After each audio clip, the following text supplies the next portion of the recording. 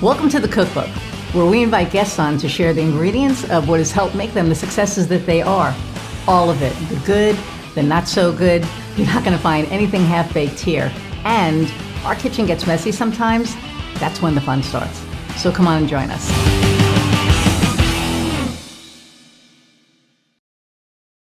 Hey everybody, and welcome to the Cookbook. I'm your host, Iris Goldfeder, and I'm super excited about our guest today, Hazel Walker. Some of you don't know, I'm a member of BNI. I have been for like a really long time, and Hazel and I met a really long time ago, and we reconnected this year and realized we had like so much in common. It was kind of crazy. So I said, hey, come on the podcast. Hazel is the owner of 5 BNI franchises, 4 in British Columbia and 1 here in Indiana. So I'm going to read her bio and bring her on. Hazel Walker started her journey as a business owner when she found herself becoming the owner of an insurance agency in 1990. She joined BNI in 1991 to collaborate with other local business owners to grow one another's business. BNI became a franchise in 1998, and she brought the Central Indiana BNI franchise and sold her agency in 2001. Hazel currently owns 5 franchises in 2 countries, the USA and Canada, with 1,300 members, and she chairs the Global Ethic Advisory Board supporting BNI franchises around the world. At the end of 2022, she ranked 166 out of 3,000 franchises worldwide and number 6 of 360 in the USA. Hazel has a global reach with her network. She served as the National Franchise Development Director and National Training Director for BNI Australia, and has been on stage as a keynote speaker in more than 27 countries with audiences of 4,000 attendees. That is just like freaking awesome. She is published in more than a dozen books and is the author of the book, Business Networking and Sex, Not What You Think. Okay, I did not read her bio, so I did not see that one coming. Okay, where she plays the role of, she says, based on a survey of 12,000 men and women, this was a groundbreaking book and hit New York Times and Amazon's bestsellers list for nonfiction. Hazel has been the only director awarded the Hall of Fame award for being the #1 franchise in the world 13 months in a row, a feat that has never been repeated. In 2022, she was on the cover of the Boss Lady magazine in Indiana, and she is a badass, I will tell you that. She's a business owner, global speaker, coach, and trainer, a mother of 3, a grandmother of 10, and a great-grandmother of 3. She lives her life by this slogan: life should not be a journey to the grave with the intention of arriving safely in a pretty and well-preserved body, but rather to skid in broadside with a martini in one hand and chocolate in the other, thoroughly used up, totally worn out, and loudly proclaiming, woo, what a ride.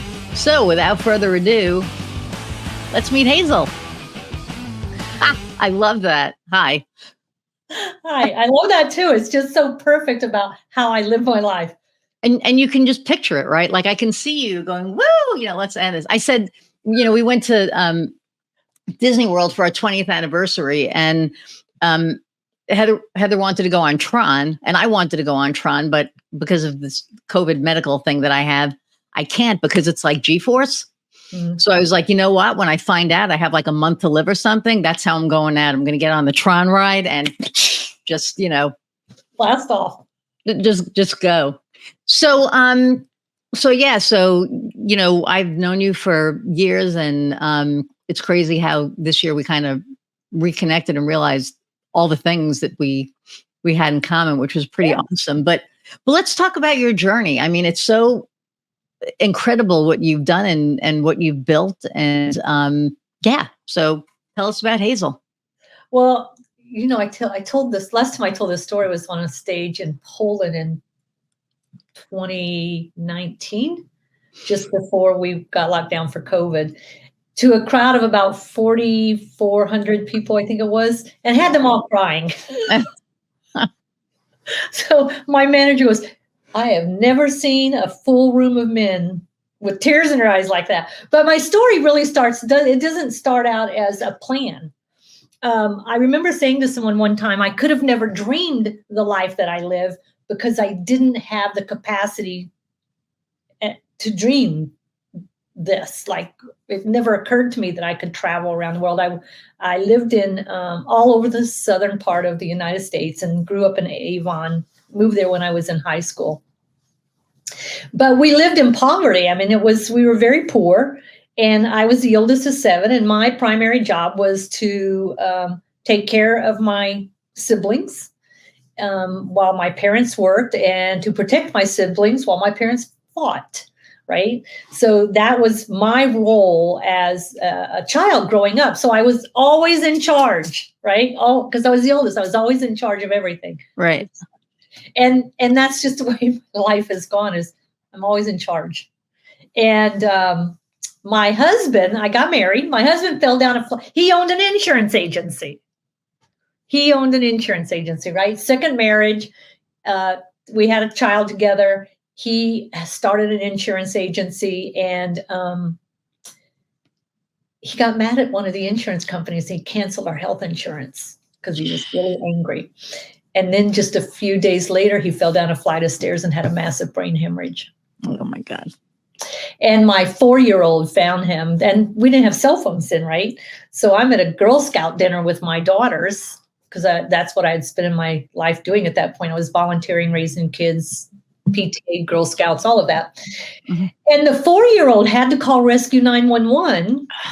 And he called 911 because he watched that show with his dad all the time, Rescue 911. And he knew how to call the help. He knew how to check his father's breath by putting his hand under his nose. He rescued his dad. When I came home, I couldn't find anybody. Cars in the driveway. No one's home. I don't even know what to do. Finally, a neighbor calls me and says, "You need to go to the hospital. There was an accident." I immediately think it was my son, but no, it was the grown-up. Oh. It was the grown-up child. But he had he fell down those stairs and hit the floor and had a massive brain hemorrhage. So he couldn't work for almost 2 years. Wow. It took that long for him to rehabilitate. So that left me in charge of an insurance agency. And I had no idea how to run a business. I wasn't licensed to sell insurance. I knew nothing. I was a volunteer, right? So I had a lot to learn really, really fast. Like, I had to get licensed. I had to learn how to work staff. I just had so much to do. I was overwhelmed. And we didn't have health insurance. And this was our sole income. Wow.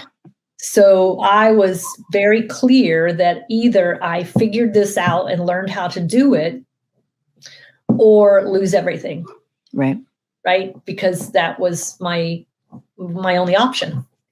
So I did as I did. I read every book. I did everything I could do. I took all of the Girl Scout cookie skills that I had learned and all of the volunteer skills of running these big organizations, and I put them to use and ran the agency. And then I heard that there was some networking groups around town. Now, I was a consummate networker. That's how I got the name Queen of Networking, because everybody knew me, but I was still broke. Networking doesn't make you money. No. Working your network will make you money, but yes, networking doesn't make you money. So I was very, very popular, but very, very broke. And then someone told me about these 4 or 5 little groups that were around and that I should check them out. But as you know, even back then, insurance agents are a dime a dozen when it comes to getting into these groups. Yep. It's a waiting list. So I couldn't get in one. I had to launch my own. So I started my own chapter, and then that was 1991. Wow. In 1998, it came up for sale. I bought the franchise. I just bought it out, continued to run the agency. You know, my husband was recovering at that point. He had taken a job as a vice president of an insurance company. And he looked at me and he goes, You're going to buy that? Do you think you can make money at that? I go, I don't know if I can make money at that, but I certainly network my insurance agency all over the place. Oh, there you go. Yeah. Right? So that was my plan there, was I was going to network the insurance agency. And so I went from there to here. So it's just became a big international thing. Like, I have traveled to 33 countries. Wow. and either done training or keynote speaking. I lived in Australia for 6 years doing their franchise development and their national trainer. And never, ever would you have ever told the little high school girl from Avon, Indiana, Yeah. that she would write a book, stand on stage, travel the world. Like, it wasn't in my ability to have. My number one dream was that when I grow up, I'm not having any children because I raised my 6 brothers and sisters, so no children. I've done that. And I'm gonna get a new home in the suburb with a dishwasher. There you go.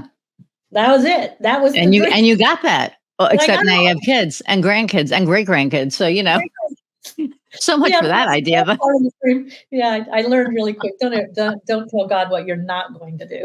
Yes, exactly right. Well, and it's so interesting because so I was at a conference in Denver this week, and there were like people one woman was from Alberta and she was in BNI, and we're like, oh, we could count this as a 1-to-1, but we couldn't find each other. So we were like, damn it. But that's because the app quit was not working. I know. So I was like, we're getting screwed. I told them that. I said, we're getting screwed out of our 1-to-1s this week. But the coolest thing that I love about this organization, and, we won't talk about whatever, but what I love about it is that there's always somebody that you meet who's in it. Yeah, yeah. And it doesn't matter where you are. So like I went up to Chicago. I belong to a group called the Dames, and we're women, 6 figures plus, international, right? And a lot of the women are in BNI, which is like awesome. So when I went up to Chicago, Francesca Vanderwall, who is the president of the Chicago chapter, we're talking, and she's like, yeah, I have a BNI meeting, tomorrow morning. And I'm like, oh, shut up. This can count as a 1-to-1. So, and she and I shared a room last week. So I said, that should be like 80 1-to-1s because we've been together for like 80 hours. And I know it doesn't work like that, but my point, my point is that you just never know where you're going to meet somebody who's like in a BNI. And it's, people are like, oh, BNI, it's like a cult. You drink the, Kool-Aid. But I think at the end of the day, what people don't like is the accountability. Oh, yeah. They don't like that. They hate it. They hate the rules, that there are rules. But when you go to a meeting, you need that shit in place. Well, they actually do like the accountability. They like it. Some. They just don't want it used on them. Well, yes, exactly. I want all of you to be accountable so I can make money and we can get this done. But not, you didn't mean me. Right. You don't want me to be accountable. I have to show up every week and do stuff. But what I find really interesting though is I remember, because I've been in it like for years, but so we launched a new chapter, as almost a year, which I can't believe it's like almost a year already. I think it's like the best chapter that I've ever been in. But the really cool thing about it is it's not just about business. You're building relationships. You're building friendships. We go out with each other and we, hang out. And what I love about the meetings is the structure. Because if you don't have the structure in that meeting, it's a shit show. I mean, you have to, right? Otherwise, a coffee chat. Yeah. Right? Just having coffee or having beer, and you're going to do business with each other someday. Yeah. But there's no system for you to do that, and it never really happens. Right. So the system is what makes it work. And people tell me all the time people join for the referrals. But when I interview them again and I go, so why do you keep staying right in this group? And they'll say, oh, for the relationships. It's like family. 100%. So they want the money here, but over here, they want the relationships end up being far more important to them than just the money. Right. So people who run relationship-based businesses. So it's funny because the conference that I was just at, and I was just talking, where the hell was I? Oh, at AWBO. But for me, I need a relationship with my clients, because if I don't have a relationship with them and I don't know them, I don't know how I can help them. Right. Right. So if I don't have a relationship with a fellow member in BNI or any networking group, I don't know how to help them because I don't know enough about them. And if I'm going to refer them, damn right, I need to have a relationship with you, because if I don't know, like, and trust you, I'm not referring you. And it's your reputation on the line. 100%. So when I it's will a tell you, a story. I'm not going to mention names just because, but I was in a group, and this was years ago, and I knew this guy, and I was like, he's going to do amazing things, right? So he ran a pretty good sized company, and my wife works for a steel mill, and they needed lines painted and cleaning and all that other crap. And I never even told you this. So I refer him, and his workers show up with the company that she works with. You have to watch a safety video, and then you have to do the safety protocol. So if you're taking a job on, you kind of need to do what they need you to do in order to keep you safe. That's in place for a reason, right? This guy, his workers wouldn't wear the safety stuff, and he would show up late. And this is a guy that I'm referring. So I was like, oh my God. So of course, for a few years, they were like, yeah, Iris gives great referrals. And I was like, oh my God. And it was the first person that I ever referred for something that big. And I said something to him. I was like, you could, and the thing that killed me about it, he could have had a multi-million-dollar contract with this company because they're all over the United States, and he blew it. And what it taught me was, and I was in the chapter with him, and I knew him, and I thought I trusted him. But after this, it was like, sadly, I would never refer him again. So that's a good and a bad thing, right? So the bad thing is that I was teased for a really long time, and this company kind of got, screwed out of what they did. It also taught me that I would never refer him again. And why I bring that up is because there's good and bad in everything. The chapter that I'm in now, without a doubt, I know them well, and I will refer them all day long. Right. And I do. One of the things I teach is there's anytime you're in a room, there are two kinds of people in the room. There are the trust fast and the trust slows. And the trust fast is, I will trust you until what? I don't know. Right. Until something happens that I can't trust you anymore. And even then I'll probably give you a second chance depending on what happens. But then there's this other group that is a trust slow. Mm-hmm. I will not trust you until. And you have to figure that out. And the trust fast people quite often trust a little too fast. And then we have to back up a little bit, because I've done that. I tend to give people the benefit of the doubt very quickly. Right. Until something happens that I can't, right? Yes. I have to take it back. And that has happened to me. I had a very similar incident to you when I gave a referral to a person I should have spent more time building the relationship with. And I should have actually spent more time building the relationship I referred him to. Right. Because the guy I referred him to turned out to be someone really hard to work for. And this guy, so conflict started. Here's what I learned. I should have stayed involved in the referral longer. Right. I should have stayed. I should have been checking in. I should have stayed involved in it to see it through so I could. Girl, I was like texting going, dude, what are you doing? Yep. Because my wife, this is my wife's, where she works. So she's texting me like, by the way, and I'm texting him like, dude, what the hell? You know, the next time I saw the guy I gave the referral to, we're at a big mixer, and I was running for school board, and we're at a big mixer, and someone said they needed something. And I said, well, I could probably introduce you to someone. And that guy said, if she's going to introduce you to one of those members from that thing she's in, just say no. So it not only hurt my credibility, Wow. it hurt the credibility of the business. And I think sometimes we don't think about the impact that we have that goes beyond ourselves. Oh, 100%. You have a great network. You have to protect your network. Right. Right? Because one little thing can now affect me with everything. And it took a long time to fix that relationship. Yeah. But it was, well, she told me no more referrals. Yeah. She's like, no more. Because like, seriously, for 3 years, they have like safety dinners every year. And I would go to the safety dinner and they were like, hey, anybody need a good referral? Ask Iris. And I was just I know. like, See, that's exactly what was happening to are you me. kidding me? Exactly.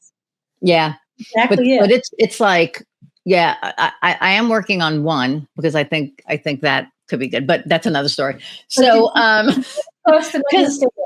because now this person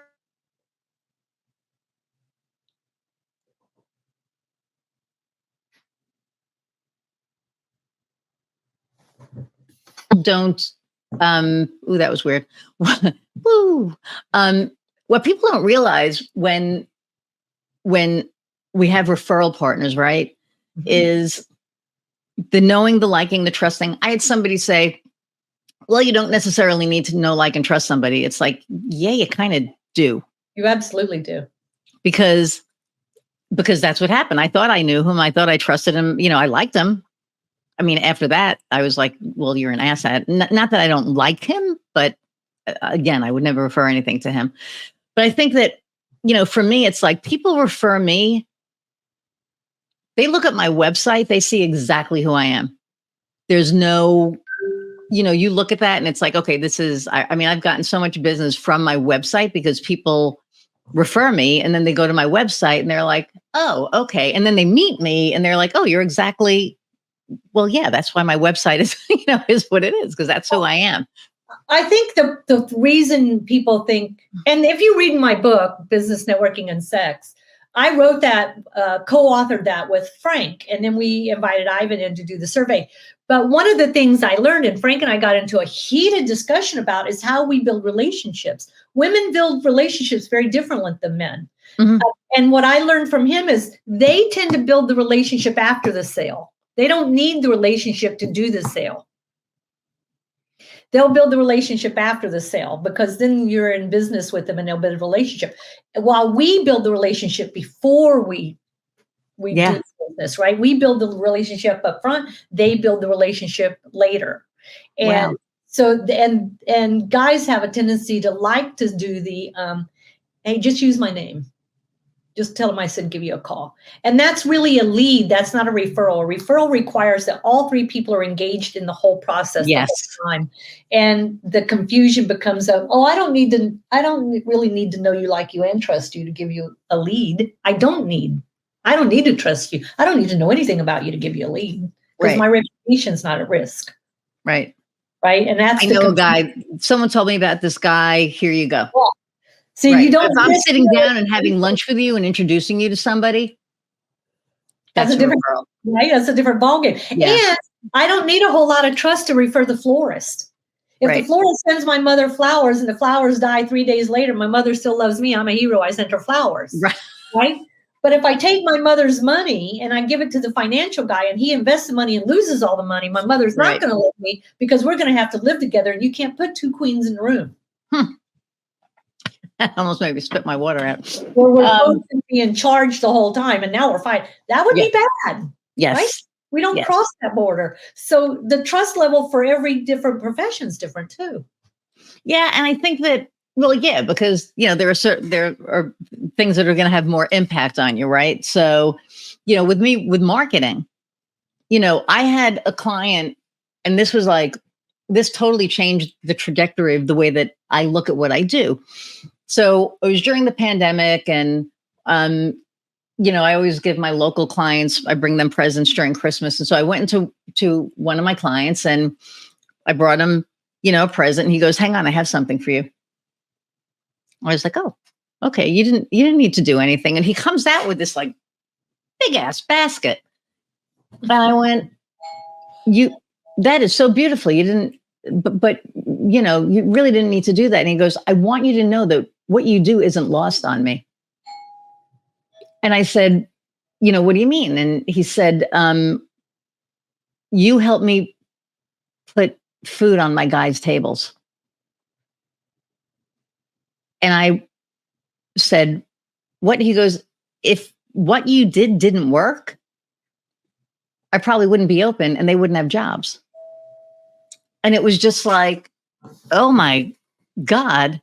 And of course I start crying, right? Because I was like, oh my God, I never looked at it like that. But what that did was, I think for the first month, it freaked me out a little because I felt like I had all this responsibility, which you do anyway. Yeah.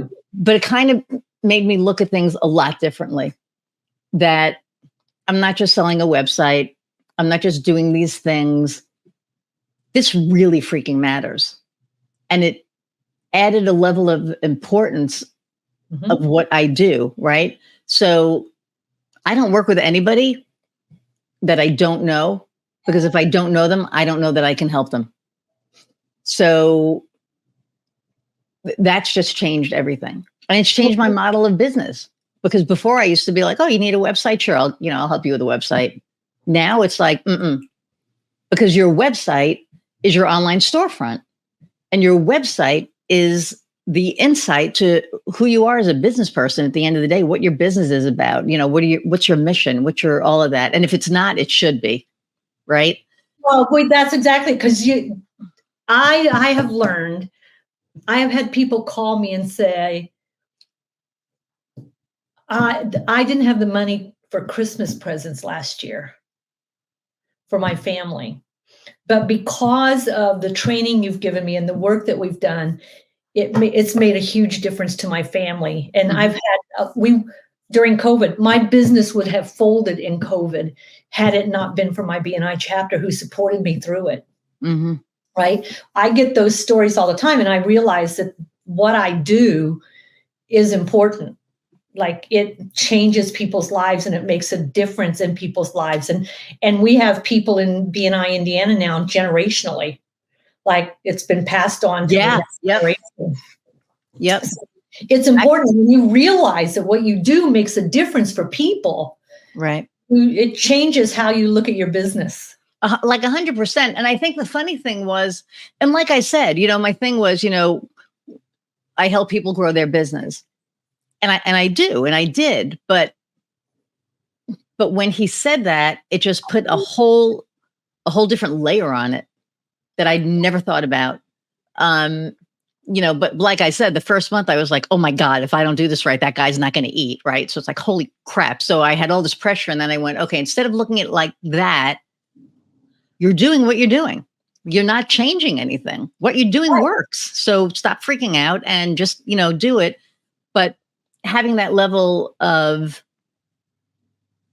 extra level of not just responsibility, but of knowledge, right? It just changed everything. So now, people are like, well, how do you know you can't work with me? I don't know you. I don't know if I can help you. I need to get to know you. I need to get to know your business. Once I get to know your business, then I know if I can help you. But if I don't do any of that, I don't know that I can. And I'm not taking your money if I can't.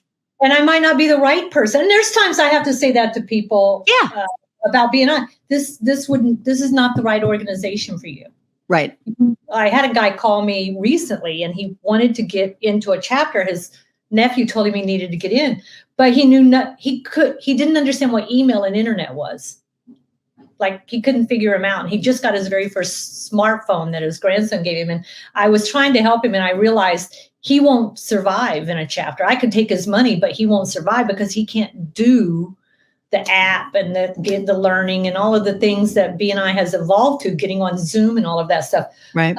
And I had to say, this is not the right place for you. Here's a couple other places that might be a better time for you to spend. And he was younger than me. Like, he was young, because I stopped and I go, how old are you? And he was 5 years younger than me. And I was like, he goes, but I never needed the internet. And I go, but now you do. And this is why you keep up with what's going on. Right. And there was a guy, oh gosh, he was like in his 40s. He's like, I don't need a smartphone. What? Yeah, you do. Like, dude, you're 40 something. Of course you need one. Yeah. People, I have a computer. They can email me. But what about your phone? I mean, what if you're not home? You're going to miss business.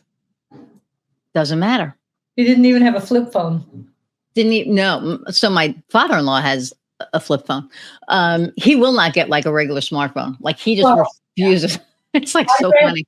My grandmother has her fifth. I bought her fifth flip phone because there are flip phone thieves in the nursing home, and hers keep disappearing and getting stolen. God. That's what she says. She tells me the story about all the thieves that come in and steal all of her phones. I think they end up in the laundry, actually. I think that's what happens. That's too funny. So, of course, this is for entrepreneurs. And so we know what made you become an entrepreneur. So we kind of have that. What made me become actually, I used to work for a temporary firm and I would bounce around because I learned at an early age, I am I'm a bad employee. I'm not cut out to be an employee. I don't like people telling me what to do. Mm-hmm. I do what I want to do. I find different ways to do things. I tend to be innovative and change things. And a lot of companies wasn't happy about that, especially the bank. And I had, I remember this. I worked for Merchants National Bank, and they're not around anymore. No, they're not. And I worked for Merchants National Bank, and I went in and asked, 2 people got let go in my department, and I took on their work. And I was still getting done early.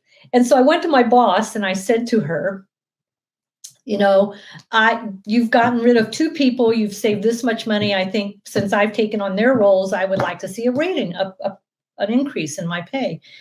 And she goes, well, you're not going to get that. And she goes, and I was a single mom at this point with my 2 daughters. And she said, and you are a single mom with 2 children, and you will get used to doing a lot of things you don't like to do. Are you serious? I'm serious as a heart attack. And so I remember going home and went, I can't let someone control me like that. And I went home. I took all the time I needed to figure out what I needed to do. And I wrote her a letter and gave her a 6-week notice saying I'm walking out. Well, what I didn't know, it was a 4-week notice. What I didn't know was the moment you give a bank a notice, they walk you out the door. They just give you the money and walk you out the door. So I walked out the door with a month's worth of pay and found another job with an entrepreneur who was starting his first business and worked for him for a while and then got married and had a 3rd child and stayed home and stuff. But yeah, I just remember thinking no one can control me like that. No one. Yeah. It just is not okay.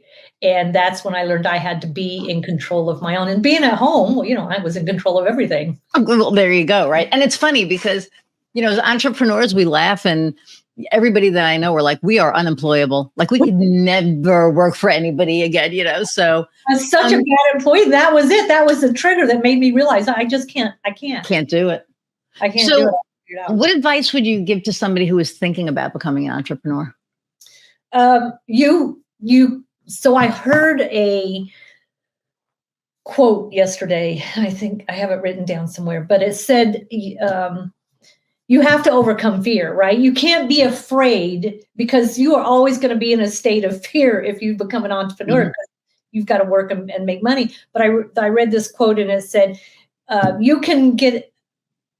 you will be able to overcome fear the moment you stop believing its promise that it's for your safety and well-being, when actually it's about you becoming its prisoner.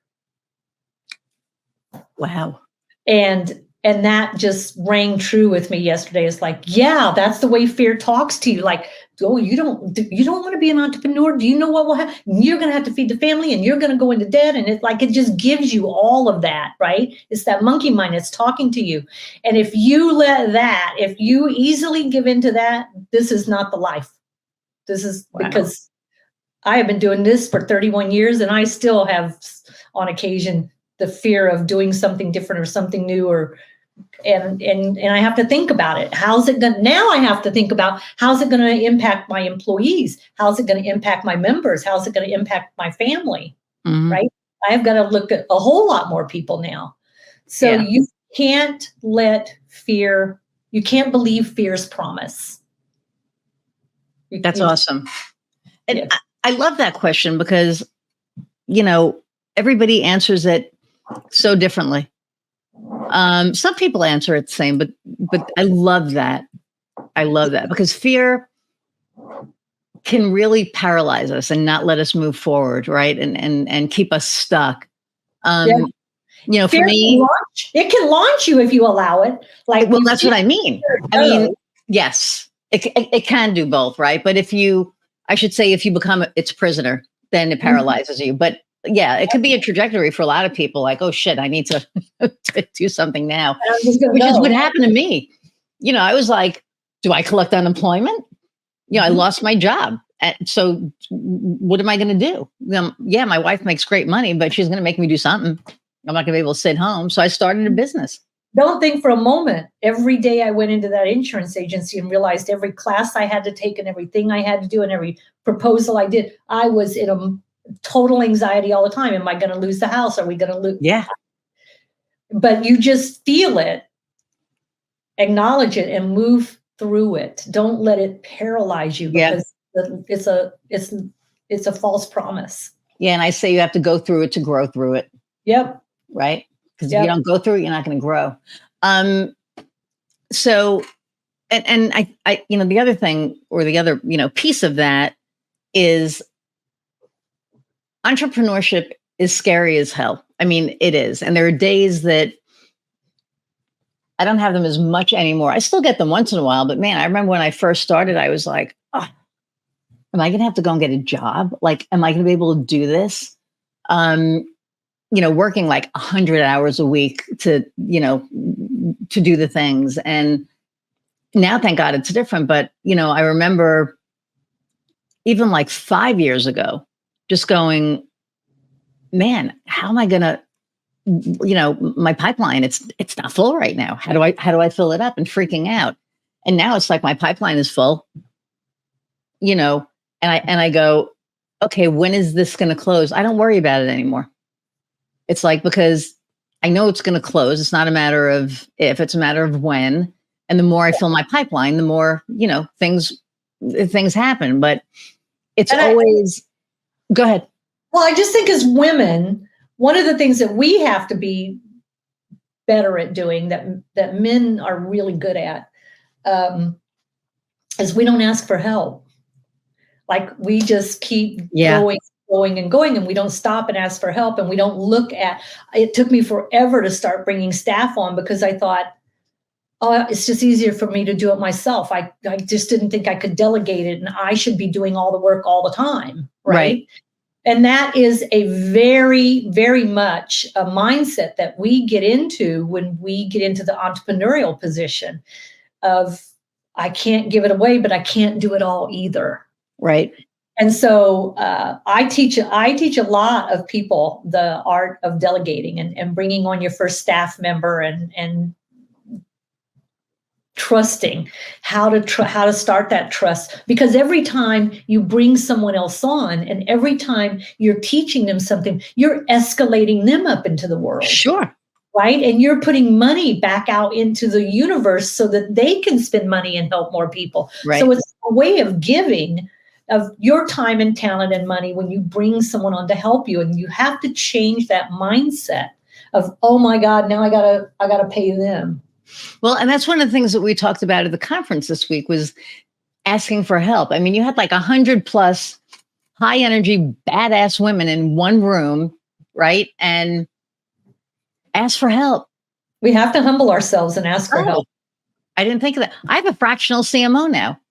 And then they were laughing because they're like, well, you do marketing. And I'm like, I do, but I'm too close to me to be able to market myself. Yeah. And I recognize that finally, right? It was like, oh, duh.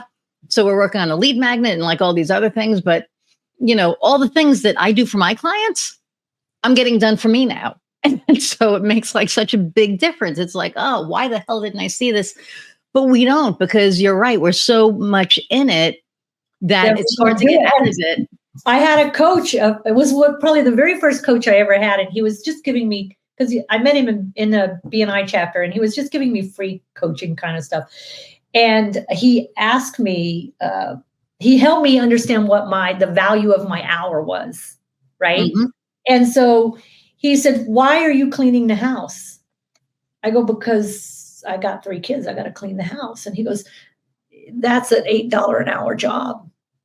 And we just realized that you are $125 an hour value. So why are you doing an $8 an hour job when that would free up time for you to do what you need to do, like spend time with your family or spend time in your business?" Right. And that was a really, really, really hard concept for me to embrace and give up that role of mom doing everything, right? And being willing to pay people to do those things. Because I just thought I would be looked down on, I would be less than. Because you're a bad mom, because you're not doing those things. Wow. Doing those things. Wow. Man, see, that's how society conditions us, right? I mean, Yeah. that's crazy. So, what is it like an obstacle that you've gone through or that you may still be going through that a seasoned entrepreneur might be dealing with right now?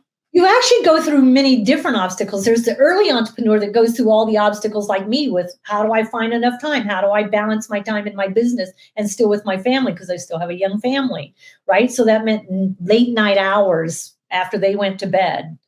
Then I would go in and do the other things and do that. But then as time went along and I started hiring more people, then I had to learn the obstacles of, how do I bring on the right people to help me build my business and to help me do the things I need to do. And then as that went along, I had to learn to build the trust with people. Now I'm 67 years old. It's different obstacles. Like what am I going to do with myself now? Well, I've got a team that runs everything. If I disappear, it's fine. Right. I took off to Europe for 6 weeks. I didn't work for 6 weeks, but the business still grew. And it prospered and it grew while I was gone. So it's the obstacles are a little bit different now. How do I stay relevant? How do I do new things? Like I'm working on a book. How do I spend more time doing that and motivate myself to do that? So all through your life and the life of your business, you go through new obstacles. Mm-hmm. You just have to take a step back, get with the people that are in your network who you trust, and have conversations with other people about how they've overcome it, because we're surrounded by people right overcome probably the same things, which is one of the things I love about BNI, because it's so collaborative. You can ask, the theme I spoke in Poland was, BNI grew up a businesswoman. I went from a stay-at-home mom who knew nothing really other than just working a job, but my chapter grew me up. Wow. Even the Mary Kay lady taught me how to dress and put on makeup and the right way to present myself, and the bookkeepers, and they grew me up. And having a group of people that will help grow you up is phenomenal.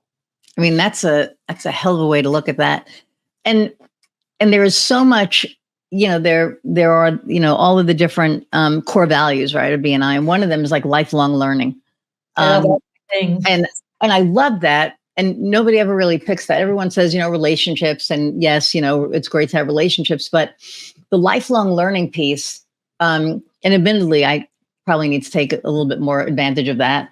But we're always works in progress, and we're always growing. And when we stop growing is when we need to like take a look and be like, okay, wait a minute, because you need to always be learning and gleaning lessons and information, and not about your business, about your life. That's what I mean.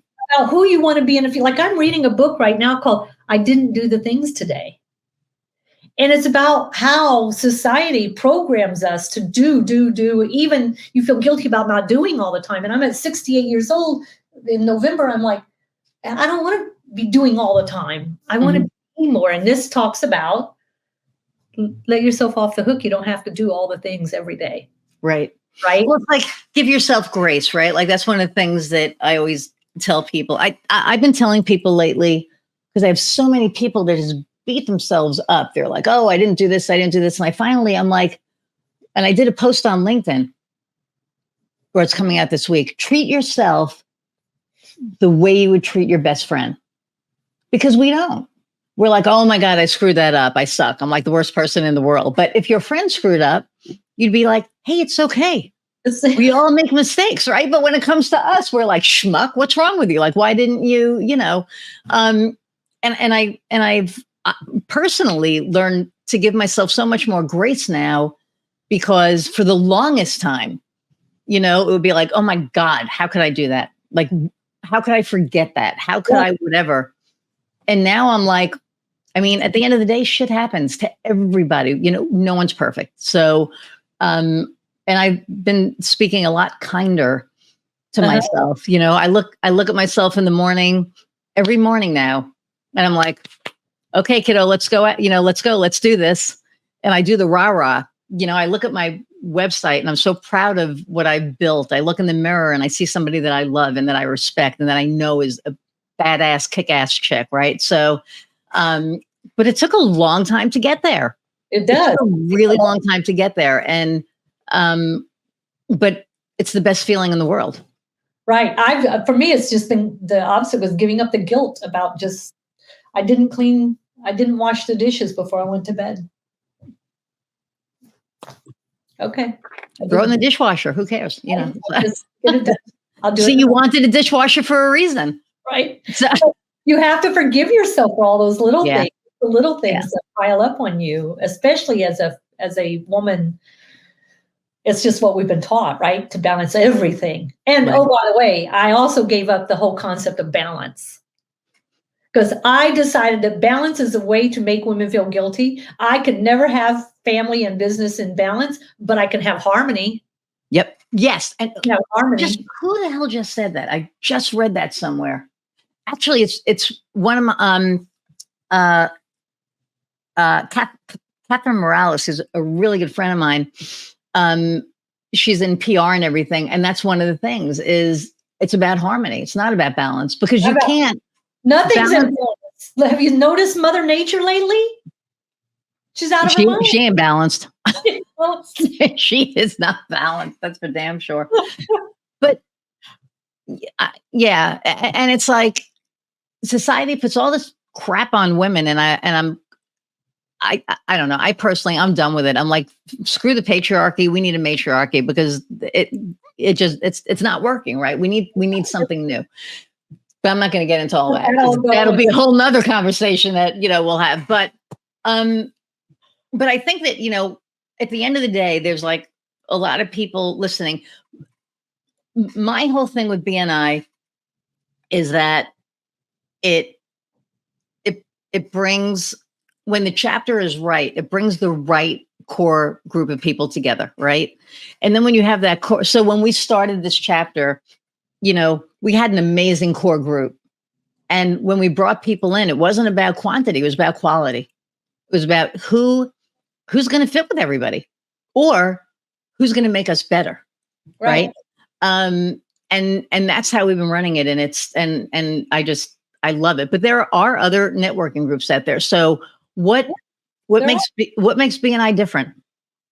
Well, BNI has been around since 1985, so we've been around a long time, right? It's not something that we're just trying out. Right. We've been around a long time. But we've got our core values, that everybody lives the core values. We've got our code of ethics, and violation of our code of ethics is a reason to lose your membership. Right. We've got 11 policies that we hold everybody accountable to, which includes attendance, showing up on time, staying for the meeting, being there, being present. And then we track, unlike most other organizations, we actually have a massive tracking system. Yeah. And we know last year, BNI Indiana did $123 million worth of business. Mm-hmm. And last time I looked, we were at 98 million for this year, right? And so we track the referrals that are going in, the referrals that are going out, and members report how much revenue their organization brought in as a result of a referral, and we track that. Right. And that's not like anything anyone else says. As a matter of fact, other organizations will say, oh, we're similar to BNI, but we're not as tough. We don't have all those rules. Right. Right? Yeah. Accountability and policies, having things in place, that structure is Yep. what creates success. What you track gets done. Right? What you track gets done. Otherwise, it's just a bunch of friends, and I don't have to spend money to make friends. Exactly. Right? I'm there to collaborate with fellow business people who have a like mindset as mine. That's what I love, is that similar mindset. Right. Your chapter, just so you know, you guys launched, that's the fastest I've ever had a chapter launch from beginning to end. And it launched in 8 weeks. Yeah. Because Amy came to me and said, well, I'm doing it in 8 weeks or I'm not doing it. I'm like, okay. And she got it done. And well, because she's Jamie. 8 weeks. Let's go, people. Come on, let's go. It was like, Jamie. Who's going to get in? But in that 8-week period, right? It was like, and that's what I loved about it. Because, she approached me and I was like, no. And she was like, Hazel and I really think this is going to be amazing. And I was like, I got to talk to Heather. And then Heather was like, no. And and after we all met for I think the second time, I said, I really think it's going to be different. I think it's going to be great. And so she was like, your funeral. Right. And she's been like, okay, because we've been rocking and rolling. I mean, we've been having a great time.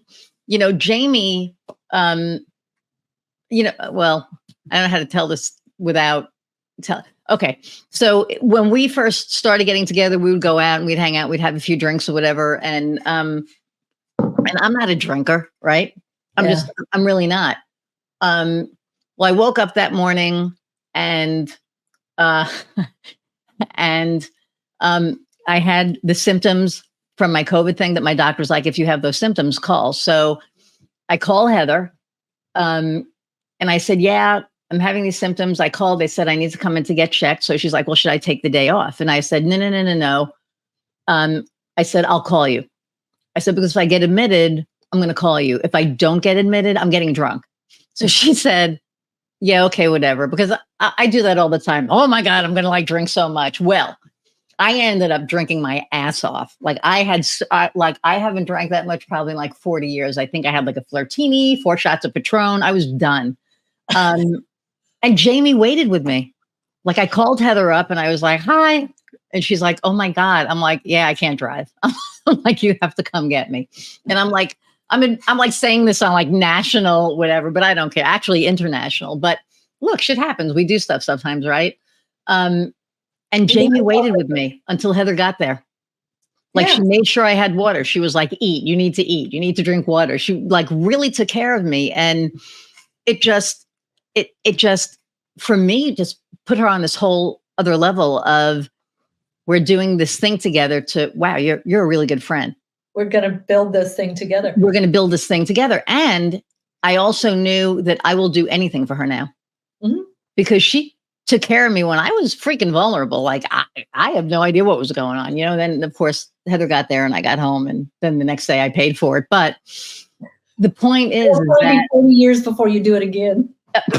No, that's never happening again. That was just, I was scared. I didn't know if this thing was going to start again or what. And so I was just so stressed about worrying about it that I was like, I'm done. But anyway, but the fact that she waited there, it was we're in this together. And it was so huge that, Heather saw it and she got there and she's like, I'll take her home now, and she thanked Jamie. Thank you so much for taking care of her. And Jamie was like, of course, it wasn't even a second thought. And that's what you do, right? That's what you do when you have that camaraderie, when you have, And so we built the chapter. It was like, okay, we're doing this. 8 weeks later, we were, like Donkey Kong, it was on and we were done. So, so first off, what are your next steps? Do you want people to connect with you? Do you what's your next move here? Yeah, well, people ask me all the time, when am I going to retire? And I know. That's what I do. I laugh. I go, what would that actually look like? Like, Yeah. how would that look different than what I do currently? Because I don't work too hard. I mean, owning the franchises here gives me a good excuse to be down on the ocean a little later, or to be over in the mountains or kayaking and stuff, right? It gives me, I have a place and then I can go play. Right. I don't know exactly what I'm going to do next, to be honest. We do talk, probably in the next 5 years, I'll sell the franchise. I know I will sell at Central Indiana at some point. Mhm. I would like to sell that off and spend maybe more time writing and traveling. But I can't really tell you what I'm going to do, because I can't imagine not doing what I do. So how do people connect with you? How do they find you? Oh, you can find me. All you really have to do is Google Hazel Walker, and that's true. you will just find me. You'll find walkers this way over on YouTube. People will say to me, I see you everywhere. No, you just see me on the internet a lot. Right. Really not everywhere. This here. But you can go to hazelwalker.com, because I got a bunch of stuff I need to be sending over to start getting that updated. I really need to rework it. But LinkedIn, you can find me there. You can always find me on Facebook, because that's how my kids track where I am in the world. If I don't post on something regularly, they start to get concerned. Right. They play a game called Where in the World is Hazel Walker? Yeah. Right. So they make up stories. And that's an easy place to get home. Or you can just email hazel@bni.com. Which is the simplest. Yeah, absolutely. Email. Any parting words, thoughts, advice, anything? I think with the way society is changing, being an entrepreneur is your best bet. As much as I heard that thing yesterday about the fair, I also heard anything that you give to mankind, mankind will find a way to profit from it or use it to control. And so if you are tired of that whole corporate gig, there's other things. The economy is going south, but there are fortunes to be made in every economy. Everywhere. Yep. Everywhere there's a way to make a fortune. Don't let fear stop you from a good idea. Find someone who will encourage you and build you up and help you see that good idea come true. Because I think the way of the corporate gig all the time, day in and day out, is not working as well as it used to. Yeah. And I think that, on the converse, it's like, what we said earlier.